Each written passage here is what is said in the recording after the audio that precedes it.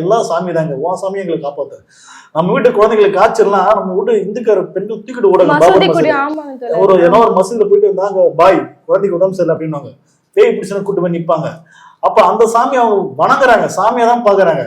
பண்டிகை வந்தா சாப்பாடு பிரியாணி குடுங்க பாய் சாப்பிடணும் அள்ளி சொல்றாங்க, பாப்பான் சாப்பிட மாட்டாங்க. ஐயப்பன் கோவில கூட அப்படிதான் சொல்ல, நம்ம போகும்போதே வந்து ஸ்டார்டிங்ல வாபர் வந்து கும்பிட்டுட்டு தான் அவங்க வந்து ஐயப்பன் கோவிலுக்குள்ளே போவாங்க. இந்துக்கள் வந்து இங்க போயிட்டு அங்க போய் சாமி கும்பிடுவாங்க, அங்க இருக்கிற பாய் வந்து இங்க சாமி கும்பிடுவாங்க. ஆனா ஒருபோதும் அந்த அவ்வா சொல்லக்கூடிய அந்த பாப்பாங்க பூனை பொண்ணு ஒருபோதும் போக மாட்டாங்க, கும்பிட மாட்டாங்க.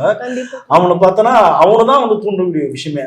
அந்த மாரி வந்து தொடர்ந்து பண்றாங்க. ஹெச் ராஜா, அர்ஜுன் சம்பத், இந்த மாதிரி RSS, இந்த மாதிரி இந்து மக்கள் கட்சியில இந்த மாதிரி கட்சியை ஆரம்பிச்சு ஒரு மத கலவரம் ஃபார்ம் பண்றவ தயவு செய்து மக்கள் நீங்க வந்து விழிச்சுக்கணும். ஏன்னா நாங்க சொல்றத விட கண்டிப்பா நீங்க வந்து கண்டிப்பா உங்களுக்கு அந்த விஷயம் இருக்கும். ஏன்னா நம்ம அந்த வாழ்ற மண்ணு.